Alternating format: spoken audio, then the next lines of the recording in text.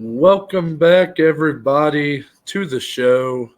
Today is Wednesday, episode 120 of the Below Average Joe's MMA podcast. It's another Wednesday, which means this one is just a bit extra special. Dominic, it's a familiar favorite of ours, this or that, the fourth of the edition. Got stumbled over my words there. Yes. How are you feeling today, my friend? You know, I always love the Wednesday episodes because, like you said, they're a little extra special. And this one is going to be much of the same. This is a series that we've done for many times now. This will be number 4. Very good back and forth banter, a couple good questions. We present each other, some laughs, some crying, everything in between. I can't wait, my friend. Yeah, for those of you that don't know what this or that is, maybe you haven't listened to a previous edition, highly recommend to go back and listen to the previous 3. Oh, 100%. But don't leave. We'll get you caught up to speed here. Basically, it's very simple. Me and Dom go back and forth. We present the other person with 2 options relating to MMA. It could be 2 different opponents for a single fighter, but then it can also get really crazy and wacky, which is usually with the direction I take this thing. Yes, Noah has really went above and beyond the past couple episodes. Dominic likes to keep things grounded with, more of that fight talk, those opponents, picking between opponents. Yeah. And I tend to take things on my own direction. Yes. But that's what we like about this concept. You can kind of do whatever you want with it, as long as we're just having fun talking MMA. Then that's all that matters. Exactly. But I think there's really nothing else to say besides just to get into it. It's time for this or that part 4, Noah. The question is, who goes first? I feel like I should go first. Of course. Now, I told Dominic coming in here today that I was up late last night. I had a very he was thinking hard. My brain started working, wouldn't let me go to bed, and I came up with a very creative batch today. So I'm going to be very curious to see how Dominic responds to the pressure. And I'm nervous. I'm just going to be honest. Again, for anyone that doesn't know, we do not discuss these prior, so this is all first time here. Let's go. So I'm gonna start with one that's a little lighter, and then we'll kick up the heat as we go. Now, Dominic, in the month of August, we have 2 very impactful middleweight 5-round headliners to look forward to. And now I'm going to put you in the position where you're able to see into the future. Oh, but only partially. You overhear a conversation in the future. Okay. And you hear what is happening? Whoever decides that fight of the year candidates. Okay. You hear the mention of one of these 2 middleweight headliners, but you are not sure which one it is. Now, you're also, unbeknownst to you right now, a just hardcore gambler. Yeah. Yes. You cannot help it. I can't. Due to the recent legalization of sports gambling in Ohio. Yes. So I like this near future you're painting. I'm going to be honest. So due to this, you decide to bet every dollar you got on one of these 2 bouts to be in the fight of the year discussion. Which one do you put that money on? Is it Derrick Brunson versus Darren Till, or is it Jared Cannonier versus Kelvin Gastelum? Which is the better fight? Jared Cannonier, Kelvin Gastelum. No, I feel confident in myself answering that. Therefore, I'm going with that one. I think it has more potential to be just an absolute back and forth barn burner. We've seen Gastelum already put himself in a fight of the year. Cannonier is no stranger to standing and banging. Very heavy pressure from both guys. Whereas Brunson's going to come out, look to grapple heavy, at least I would imagine, against a striker as good as Till. And for Darren, while he is an amazing striker and I love watching him, he's very good at picking the shots, being a point striker, and can finish should the proper shot land. But I just feel that the pacing and just the stylistic clash of Cannonier and Gastelum has the makings of a fight of the year type of fight to me. I'd have to imagine you would agree. Yeah, I definitely do agree with that. If I had to take a guess of which one might be a better fight, Kelvin and Cannonier should be just a banger of a fight. I mean, those Yeah. are Oh, yeah. two guys that are very talented, very hard hitting, really willing to kind of take the fight anywhere, which is always fun. For Darren Till and Derrick Brunson, you kind of know that each one of those guys has a specific route to victory. Yeah. And whichever route kind of takes over is going to be probably more of a one-sided showing, maybe. Not that the fight – we've seen fights like that where you have the striker versus grappler and they end up being classics. I'm just saying that that's kind of what it lends itself to is right. If Darren Till's able to kind of pick his shots on the outside and keep distance, he'll probably do that for 5 rounds. Derrick Brunson can smother Darren and drag him to the ground. He'll do it for 5 rounds. Exactly. Yeah. So it still could be a great fight, but I wouldn't bet money over it being better than Cannonier Gastelum. Yeah, that fight, man, I'm glad you even brought those up because we haven't talked about either one in so long. And we're just a month away now, less than. That's exciting. Coming up quick. Now, what is your first this or that? Yeah, so I think mine start a little on the lighter side, quote unquote, as well. So Mr. Max Holloway, as we know, was supposed to headline this past Saturday against Yair Rodriguez. Unfortunately, had to drop out due to injury. So, Noah, my first question on part 4 of this or that is, if you're Max Holloway, or not even if you're Max Holloway, you're a fan, you podcast about this stuff. Here we go. Would you prefer the Max and Yair fight to stay together and be rebooked when Max is healthy, or go a different route, Max Holloway, Korean Zombie?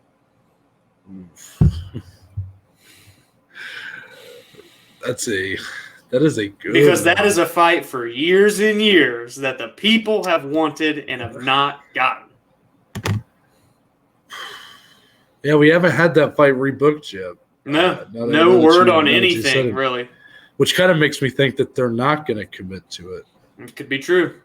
Maybe they were waiting for the title fight in September, depending on what happens, too. I don't know.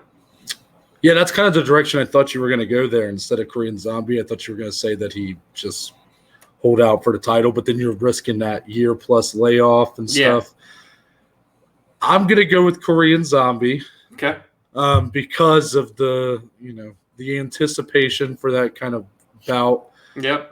My concern, I feel like in answering this, I feel almost disrespectful to Yair Rodriguez because the assumption seems to be for the majority of us that Yair really doesn't have that much of a chance here, but it kind of undermines his skill set considering what that guy's been able to accomplish, how talented he is. He's literally looked at as one of the brighter stars of the future for the UFC. Still, even despite some of his missteps, if you want to call it that, his bout with Korean Zombie, one that he was debatably losing. Insane.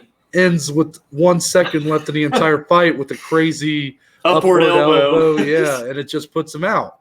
So who's to say he can't do that to Max? I mean, Korean Zombie has a great chin, and that happened to him. But as a fight, Korean Zombie and Max Holloway are both going to go in there and want to – neither one wants to give an inch to the other. You're talking about two of the most durable dudes in UFC history. And bullheaded right there. Yes. Those are two guys that understand – the challenge of fighting the other. Korean Zombie called out Max Holloway. Yes. So that's going to be something Max Holloway is going to be looking to shut down, just like he did with Calvin Kattar. Right. Sure, it was all respectful for Kattar kind of going in, but once they stepped in the cage, Max was disrespectful as you can get to that man. Yeah. Said, don't ever compare me to this guy, things like that. So I'm still going to go with that fight. I think it's a great matchup. Just two very durable, probably the most durable guys at featherweight. And, the winner of that would likely be next for the title. Yeah, I agree. And I have to go Korean Zombie as well. As much as I loved the matchup between Max and Yair when they announced it. I mean, MMA Twitter, as they are called, went nuts, and rightfully so. However, I just feel like the hype is more so there behind Max and Korean Zombie because of the years and years that they've fought their way through the ranks, but never intertwined their paths with one another. Plus, you've got Korean Zombie, who just bounced back after his loss to Ortega and looked great against Ige. Really utilized his well-roundedness. What we haven't seen from him in so long was the great grappling. So I just feel like right now, really the two biggest names in that featherweight division are probably Max and Korean Zombie, if we're being honest, especially in terms of fan base. I'd have to go with that one as well. However, if they rebook Max Yair, obviously I'm all hands on deck for that as well. But yeah, Korean Zombie, Max Holloway. I'll just say this, it's got to happen before it's all said and done. That's all I know. Yeah, for sure. Now my number 2. Now I just start getting nervous. I'm trembling. So you just can't see it. One of my favorite, I guess, things that UFC media has kind of implemented in recent years is the thrill and the agony. Yes. You see these big fights, and they kind of show you the behind the scenes of the fighters who win. It's like these high level achieving moments, the emotion, the excitement, all that. But you also see the agony for the fighter on the losing end, who the despair, the also emotions, but on a negative side, the loneliness, all of that. That they did a great job on the Dan Ige loss to Korean Zombie, by the way, just to throw that out there. So this is a concept that I've been a big fan of since I started seeing them kind of pop up here and there. Just really kind of humanizes these fighters. Yeah. However, on MMA Twitter, I saw something going around where people were posting their personal thrill and agony for the year of 2021. So, for example, I saw a guy who put my 2021 thrill and agony, and the one picture was of Brandon Moreno when he won the flyweight title, and the other one was a picture of Tony Ferguson, of a fighter who has kind of continued his downfall in 2021. So, for this or that, I picked what I believe is your thrill and agony of 2021. Okay. Now, I'm going to make you either keep your thrill or remove your agony. Oh, so whichever one you don't pick, if you don't pick to change your agony, it still happens. But if you pick to alter your agony, then the one that's your thrill does not happen. Does that make sense? Okay. It might make sense more when I actually tell you what the two options are. Okay. So this or that, Dom. Dustin Poirier winning fights 2 and 3 versus Conor McGregor. I know where you're going right now. Or Stipe Miocic losing his title to Francis Ngannou. You son of a bitch. Now, the way I would see this, just to be clear, give context, if you went against Dustin Poirier on this one, I would imagine he would have gotten knocked out in fight 2 and it just would have been done. No trilogy. Right. But proceed. I love Stipe too much. He's on the wall back there for a reason. We saw the guy do you love in him person. Too much? I love him too much that I'm getting rid of the agony. Or wait, is that right? Yep. The agony doesn't happen. Yes. So that means Dustin loses to Conor in January. Yes. Okay. Yes. I feel like Thanos, like with the reality stone, I'm changing shit. But I can't. I love Dustin. But then there's Stipe, man, our Ohio boy, the greatest heavyweight of all time. We got the pleasure of seeing the guy in person. I felt like the Q arena in Cleveland was going to collapse when he won against Alistair Overeem. He's literally one of my all-time favorites, if not number one. I got to get rid of the loss to Francis, get rid of that agony. Dustin, I love you. I got a shirt of you, too, in my closet, but I got to ride with my Ohio boy, Stipe. I'm shocked that that's the route you went. I know how much you love Stipe, but I figured you would. I figured you would outweigh the positive of Francis Ngannou winning his first title, maybe, and decide, well, it was worth it more for Dustin, who's such a good guy, to get those 2 wins. But obviously, you went with the selfish route. Yes, basically. And I'm going to agree with you because, truthfully, I don't have a dog in the Dustin Conor debate or rivalry, so it doesn't really bother me one way or another who wins. Yeah. But for Stipe, he's the one guy. I've been very clear on this part. He's like the one guy that I can't help but root for, like as if I am like I do with any of my favorite sports teams. I try not to do that in MMA. I try to remain as unbiased and rational as possible when I watch these fights and just want to see good fights. And I've, for the most part, achieved that. But Stipe is the lone exception, the GOAT heavyweight. And it was a very tough pill to swallow to see him go down the way he did against Ngannou. We knew it had the potential to happen. Yeah. We just didn't want to believe it. And then it happens. Tough. You got to think, too, in terms of like what could have happened should Stipe have beaten Ngannou. We already had him in our top 10 list, but then that was before the second, or right when he just beat DC, I think.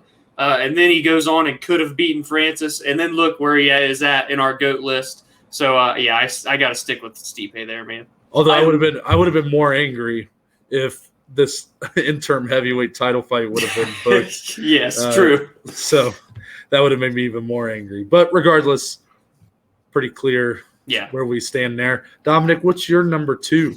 So this one I'm kind of relating to our upcoming bouts this weekend, UFC Vegas 32 going down this Saturday, July 24th. Mm-hmm. Noah, who do you feel? Because we have a pretty important fight. The Battle of the Prospects is going down between Miranda Maverick and Maycee Barber, a fight that we weren't huge on because it's two of the highly touted prospects in the division. You'd think a couple years down the line, maybe they're fighting for a title, but no, we're putting them together right now, 23 years old, 24 years old. So Noah, and we may talk about this more on Friday, so you don't have to get too in-depth, but as of right now, where we sit with that Battle of the Prospects happening this Saturday, who do you feel has the higher ceiling, Miranda Maverick or Maycee Barber? Well, it's not really fair to Maycee because you're only as good as your last fight a lot of times, and recency bias is going to make me side with Miranda Maverick on this one. Maycee's just had a couple tough losses in a row. Not that she can't come back from that, not that she can't win this fight with Miranda Maverick. On paper, I do think it's a tough matchup for her, though. I agree. Miranda Maverick is such a good grappler. Yeah. And has just really looked pretty strong in her early UFC career here. Maycee has looked incredible at times, but then you kind of see in her last couple bouts she's just stumbled a bit. The Modafferi one was probably the bigger stumble. I think her last bout was more so just she kind of got bested for the majority of 3 rounds, but still was very competitive and in the fight. A good fight. Yeah. Either way, neither here nor there. I do think both of these women, even if this would be 3 straight losses for Maycee Barber, as long as she kind of keeps that mental toughness, I think there's no doubt she can bounce back and eventually also fight for a title. But Miranda Maverick looks like with the win on Saturday, she might be shooting straight up to the top, potentially top 5 after that. Scott, there is no real ceiling for her, if I'm being honest. That's how good she is. Yeah, and I have to side again with you here, and I'm as big of a Maycee Barber fan as anyone, coming from the Contender Series. A really good character, has that bravada about her, is always in fun fights, exciting, win or lose. She just brings the fight to her opponents. And for Miranda, I simply am saying her today with the higher ceiling simply due to her grappling, as Noah mentioned. She's a phenomenal grappler, and she has shown in her most recent fight that her stand-up is beginning to improve as well. So when she can at least bring that closer to her grappling skill, that's a scary competitor, especially being only 24 years old. I feel like right now Maycee, yes, still probably is better on the feet coming this Saturday. Again, we'll talk about it more Friday. Stay tuned for that episode.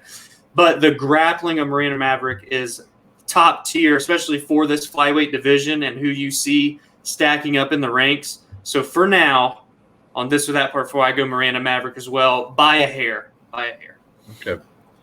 Number 3 for me. And this one's going to involve our next pay-per-view, UFC 265. We have 2 big title fights for that card. Now, Dominic, I'm going to set the groundwork here again because we're back to another alternate reality, if you will. Yes.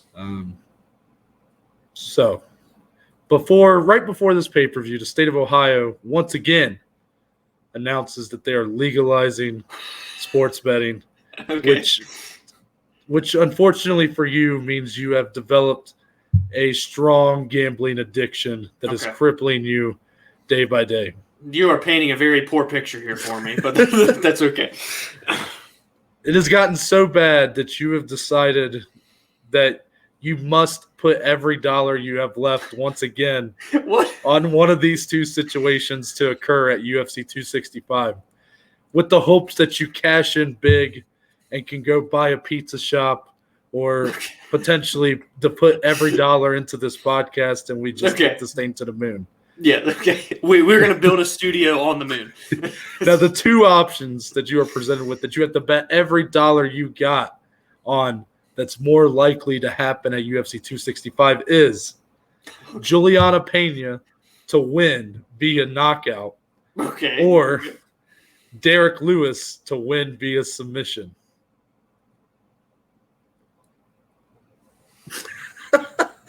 All right. Well, realistically, my pockets would be fucked. Excuse, that was a hard F-bomb there, but I didn't know it was putting me really in some tough spots today. Juliana by knockout. You know what? Derrick Lewis ain't going to get in the submission, man. He's got one. He's got one.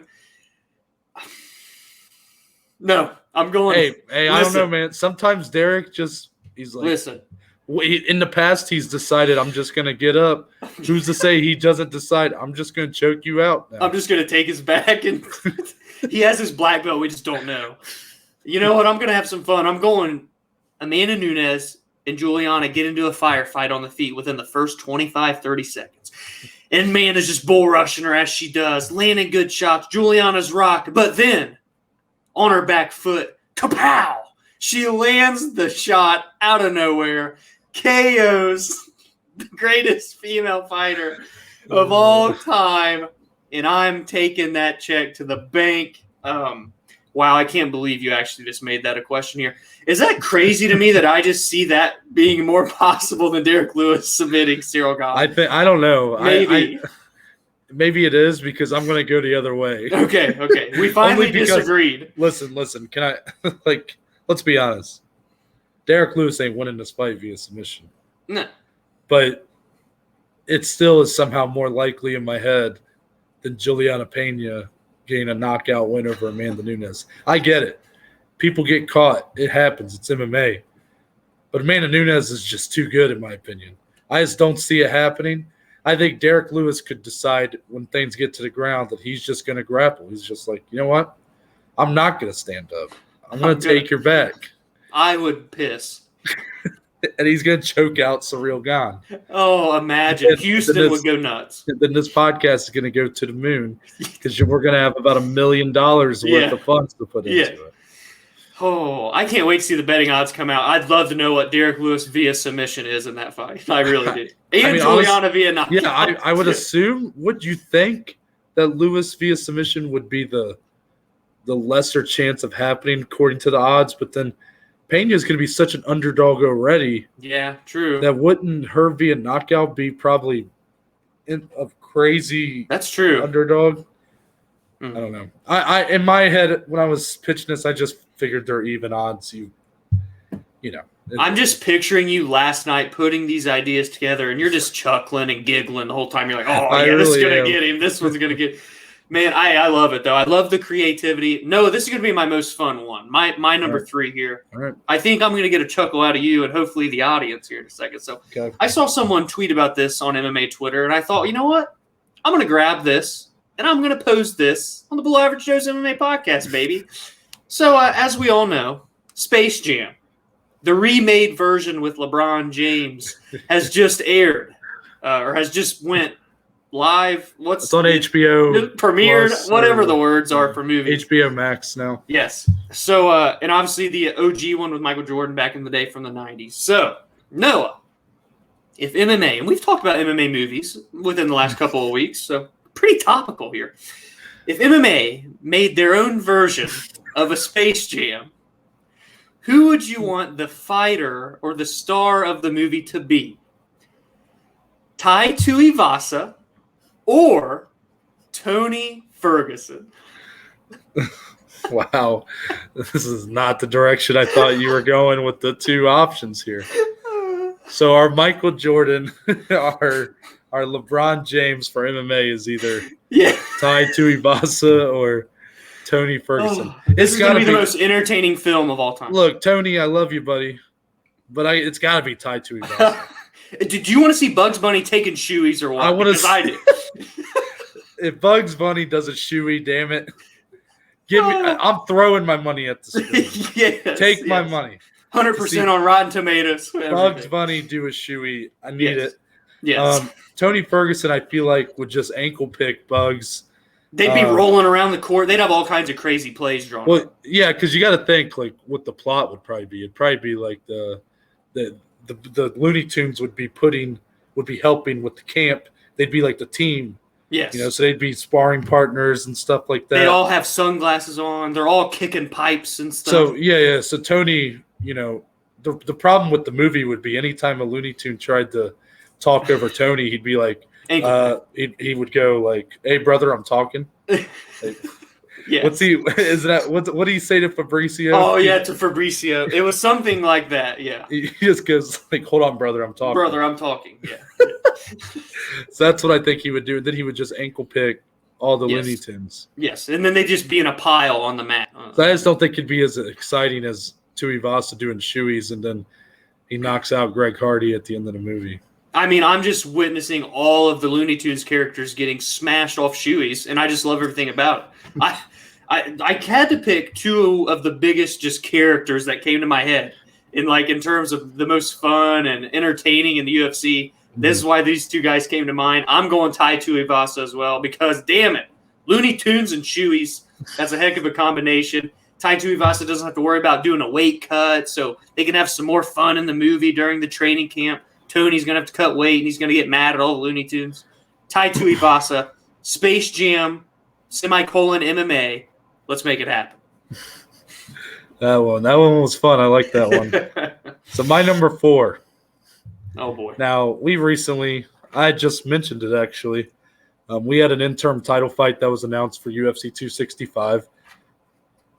Controversially, I might add. Yes, true. Very true. Between Derrick Lewis and Ciryl Gane.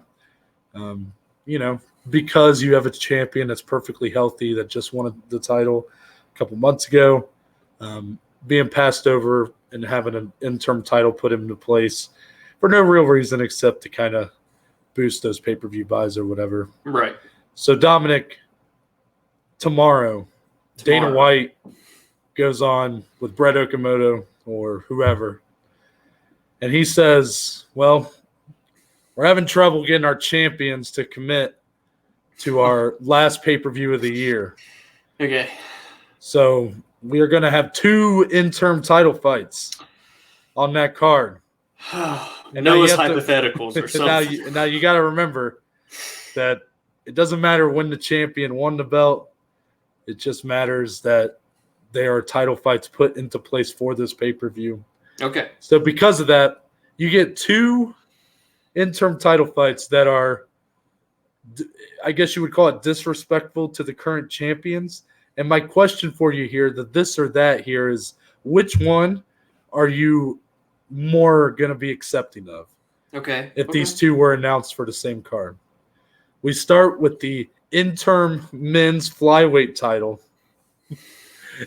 as Brandon Moreno has been passed over for a Deiveson Figueiredo, the former champion, welcoming a new Cody Garbrandt to the division for the interim flyweight title. Okay. Or you have an interim lightweight title introduced since Charles Oliveira is unable to make it for the end of the year.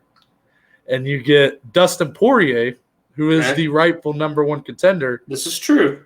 But he's going up against Nate Diaz. Oh, wow. Okay.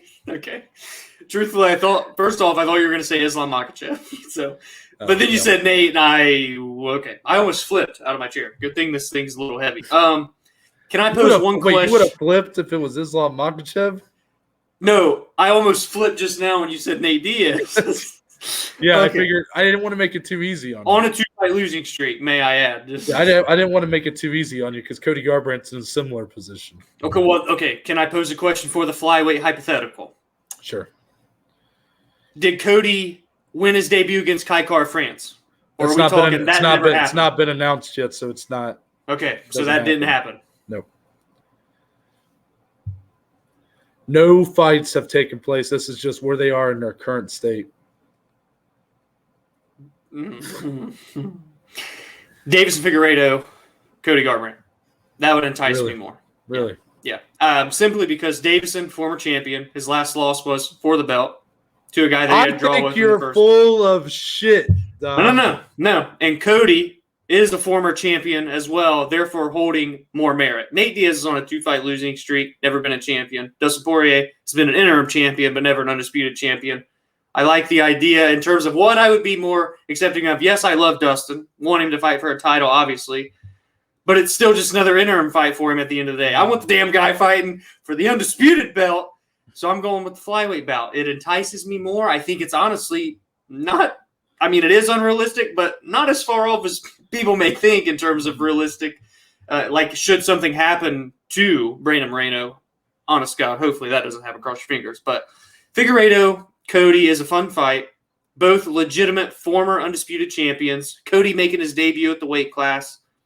I'm going with that one. I truthfully, no BS. I think that this is probably the worst answer you've ever given on this show. Wow. And yes, I know I presented it as an option. And this is your fault. I understand that I'm the one that asked, but I think this is the worst answer you've given, and here's why, Dominic.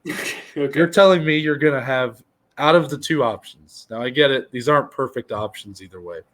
You focus so much on Nate Diaz's recent losses that where you failed to catch yourself was you conveniently looked over the fact that neither participant in the interim flyweight title fight is coming into the octagon with a win. It's all right. They're both coming off losses. I'm sorry, but I can't in good faith allow a title fight to be, I guess, good with me if both guys walking in are coming off of losses. What sense does that make? I mean, not that any of these title fights make sense, but that's the point. At least Dustin is the rightful number one contender. Yes. Even though Nate Diaz don't deserve it, it would that fight for sure. I would pick Poirier and Diaz over 100 times. I would pick Poirier and Diaz over Deiveson and Cody right now. If Cody or Deiveson are able to kind of bounce back first, like Cody against Kai Kara France, or if Deiveson goes and fights someone like Askar Askarov or whoever, I would totally be down to see that fight because I think it would be a really fun matchup, a fight that we were originally supposed to get late last year. But both guys coming off losses, can't put them for a title. Hey, I respect your opinion. I do. I hate your questions, though. I hate your questions. See, I know it deep down in your brain, deep down in that little journalist brain of yours, Dom. I know you're just like, ooh, I want to poke holes in everything he just said, but you just don't. But you just go, no, I'm good. I'm good. So this is your number 4, right? This is my number 4. We got 2 left for me, 1 left for you. Yep. Now I went from Space Jam back into a little bit more serious stuff. This is an honest question that I want to ask, and so that's why I'm going to pose it here. So, Who was more underrated, not only just as a fighter, but also in terms of being a UFC champion? An Ohio boy, Rich Ace Franklin, former middleweight champion way back in the day. There's going to be some people listening to this and saying, who? Yeah, Rich Ace Franklin, baby. Yeah. Or Chris Weidman, Noah. Okay, so your question was who's more underrated in terms of... Now, you can look really just all-encompassing as a fighter, but look, if you want to even focus more on as a champion, too, because I feel like Weidman's run was so good, but seems to be forgotten, and obviously Rich fought years and years ago. But he was at one point the king of the castle, one of the best fighters in the world, until Mr. Anderson Silva came along. Yeah, it's so that's where this is really tough because the question is who's more underrated. I feel like a lot, and I could be wrong. I know that Chris Weidman's had a lot of struggles in recent years.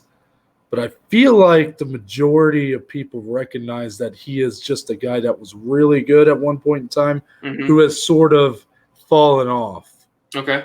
And maybe that makes him underrated now. But I think at one point in time he might have been somewhat overrated. His title reign was strong. He looked good in his title reign. But I would argue that, and I'm only arguing this because what I'm going to end up picking is Rich Franklin. I wouldn't normally argue this, but I mean, he defended his title against a guy like Vitor Belfort, who had just gotten off of all of his. He wasn't allowed to keep the TRT, the TRT in him, so he didn't really face the best version of Vitor. Lyoto Machida, while it's Lyoto Machida, was probably a step past his prime. Anderson Silva breaks his leg in brutal fashion in their rematch. Yeah. The way he won the belt, very spectacular. He won that entire fight. Crazy. And yes, I know Anderson got a little wild with the showboating, but it was a legitimate win, though. Yeah, he can't hold it against Weidman. Yeah. And then, he looked good in the Rockhold fight until he made the mistake of what was it that he threw? Spinning wheel kick. Yes, that's what it was. Edson Barboza style. Yeah, and, that's just not his game, so that's where the fight kind of lost him. So I feel like the majority of us fans recognize how good Weidman was at one point in time. It's just, I think, where you lose – Weidman still thinks he can beat Adesanya. I know this was before he had that brutal leg injury, but I think that MMA fans aren't necessarily thinking that with him. I think a lot of us think retirement might be on the horizon. But I'm going to go with Rich Franklin because he was unfortunately overshadowed by the greatness of Anderson Silva. Yes. However, so his title run is not near as impressive as 100%. He won the belt over Evan Tanner, which was an impressive win. I think it was a doctor stoppage against a really durable guy at Evan Tanner, very underrated fighter from back in those days. Yeah.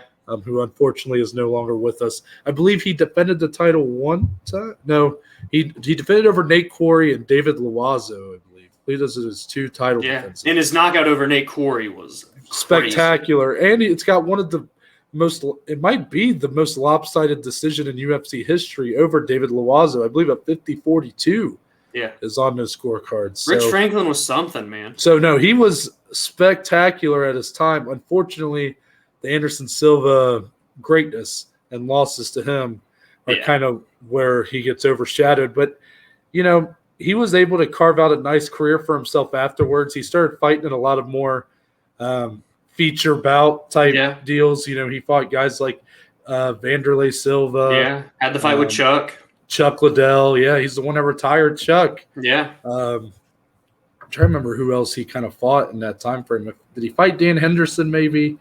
Guys like that. He have in the latter half. So, he was bouncing back between light heavyweight, middleweight. He was fighting at 195 catch weights.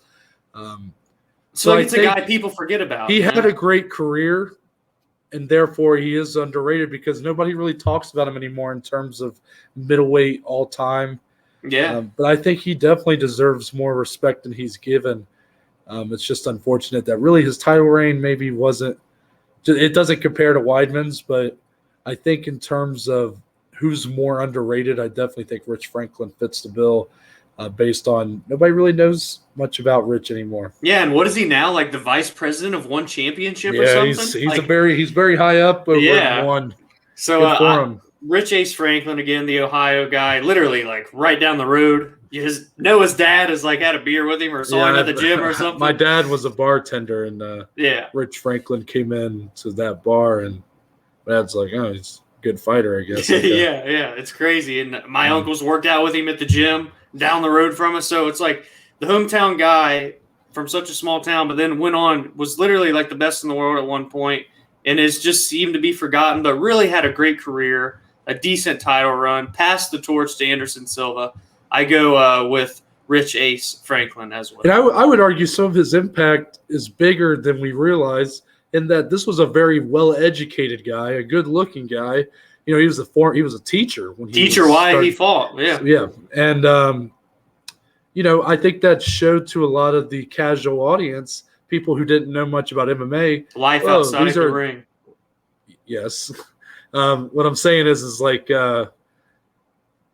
I kind of lost it. But just that these cage fighters don't necessarily have to look or fit into a certain stereotype. That you could have this clean-cut, good-looking, well-educated guy who was really good at what he did in terms of fighting. Just really opened up the door for a lot of that star power that you would see in later generations of fighters. Good point, Noah. Good point. Yeah. So now we're going to get into my last one here. And this one's really going to throw you for a loop, I think. I mean, I'm already spinning, so. So, you walk out of your local gas station one day. I just love the stories that he starts them with. A van pulls up, and you see a man that is somewhat unkept step out. Okay. And he says, "Kid, you got to come with me. The future is at stake."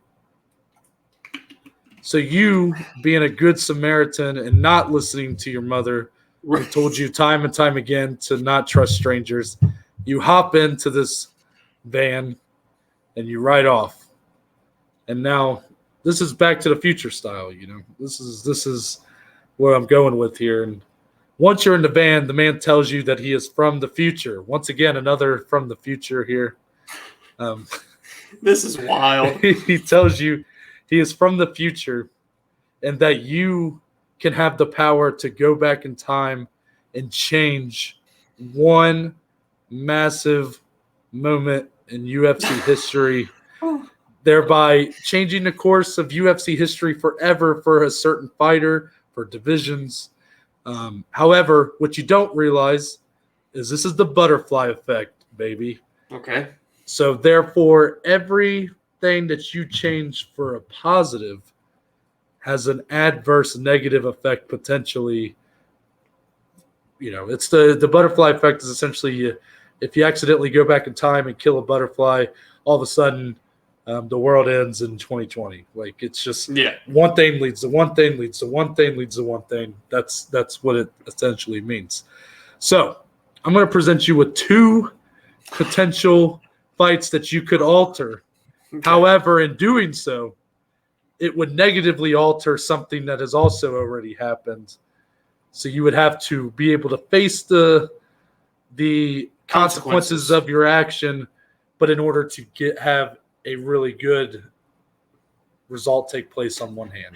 Okay. So let's get into the. I'm grabbing my armrest very tightly right now.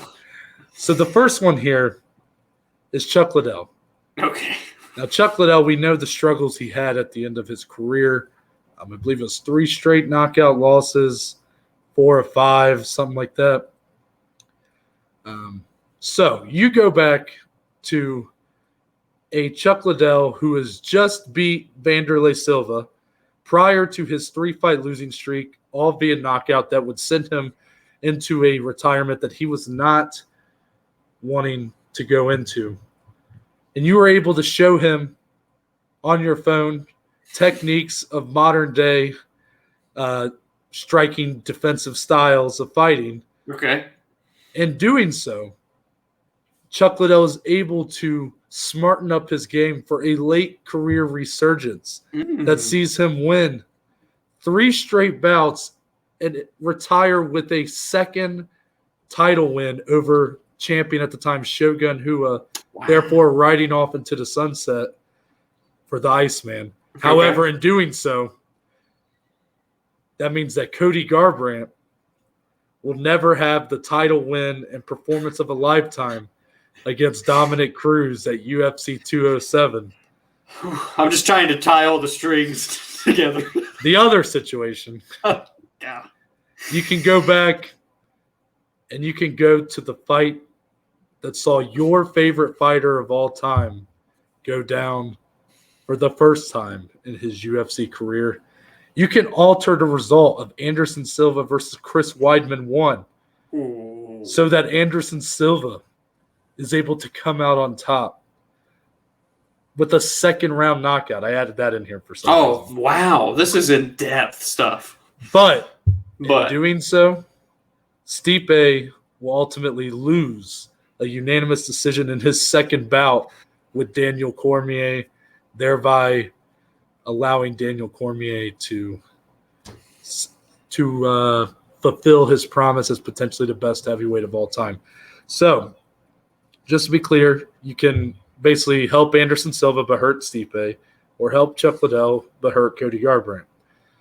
And as you can tell, I kind of stacked one with your favorites and one with, guys you care about, but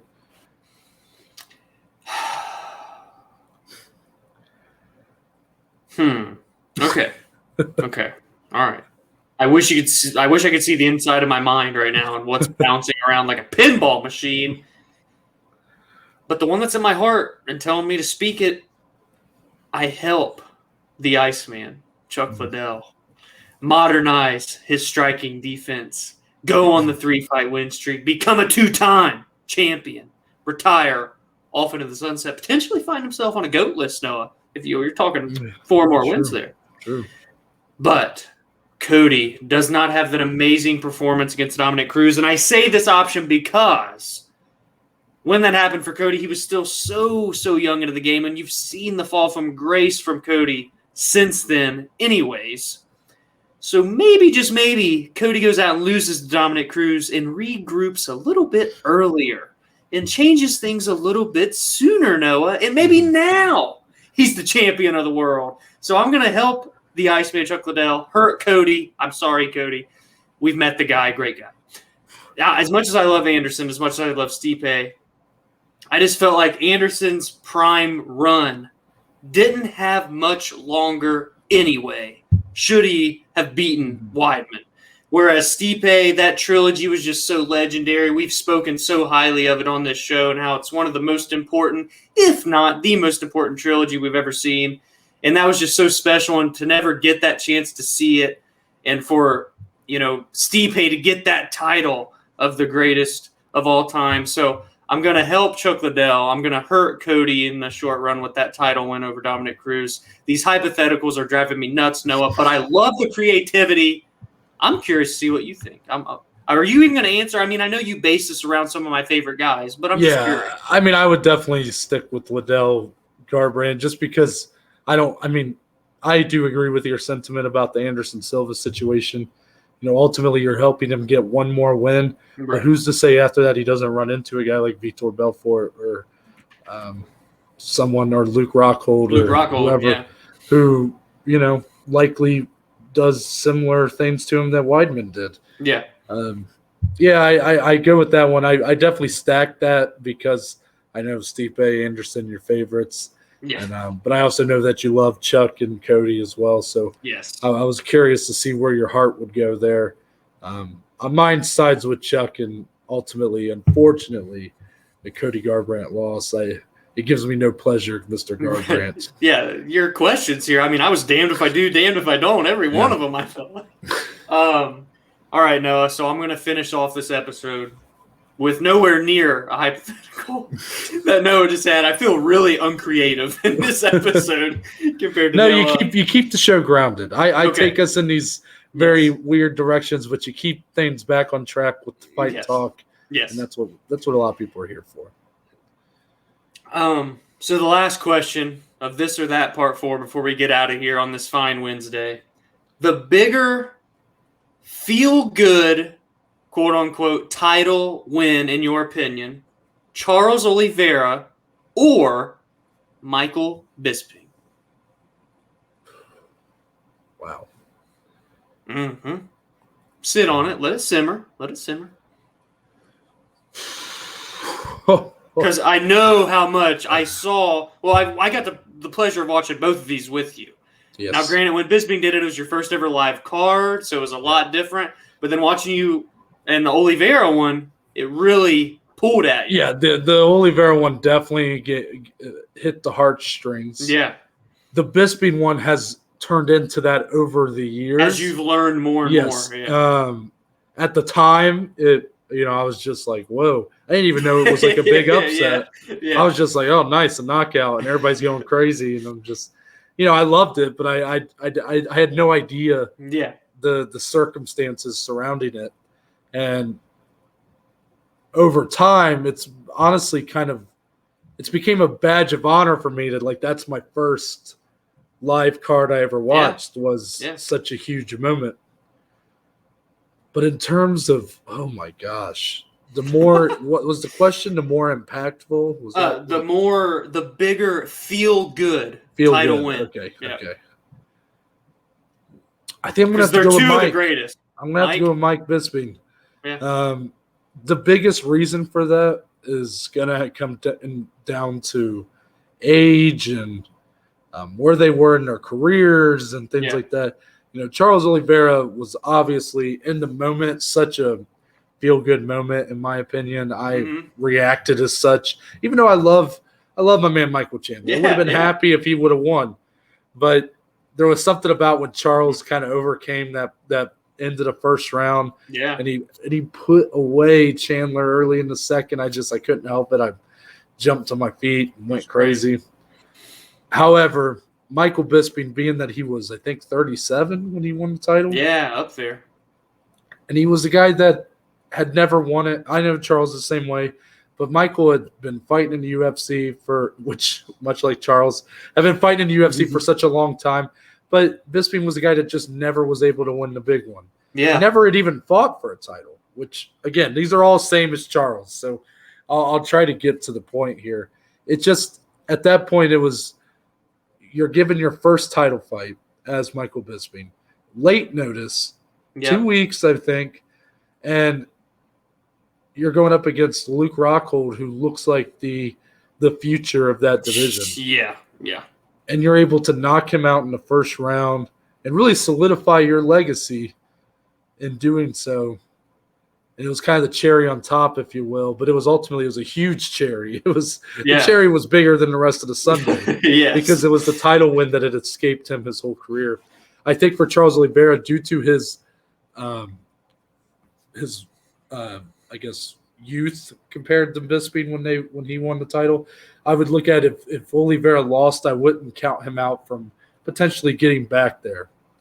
I would say, okay, well, he could probably still win another fight and then be back in title position for whoever. Right. But for Bisping, that was now or never. Yes. And really, it looked like it was never, and then he just comes out of nowhere and shocks the world. So, yeah, definitely going to go with Mikey B there. I love so much about both of these that they're so similar, but yet so opposite. Because you look at Charles, for example, the back and forth at featherweight and lightweight, missing weight 3 or 4 times, win 2, lose 2, win 1, lose, all of that, the back and forth. And then out of nowhere, rattles off 8 in a row, 7 via finish. He beats guys like Tony Ferguson and such, earns the title fight, but it came after the Khabib era had, ended, and he was going in for a vacant title, and it was against the newcomer in Michael Chandler. But then you look at Bisping, who, yes, also very back and forth, run-of-the-mill career, couple small, 2, 3, 4 fight win streaks, but then he would lose 1 or 2, and he wouldn't win that big one. And even still, going into that title fight, he was coming off the biggest win of his career against Anderson Silva, but it wasn't like he was on some 8-fight win streak like Charles Oliveira. But the timing just happened. It was like the snap of a finger. Oh, he was on set of a movie. 2 weeks later, he's in California fighting for undisputed gold against, at that time, one of the best fighters in the world. Knocked him out cold. So 2, again, similar paths, but so different.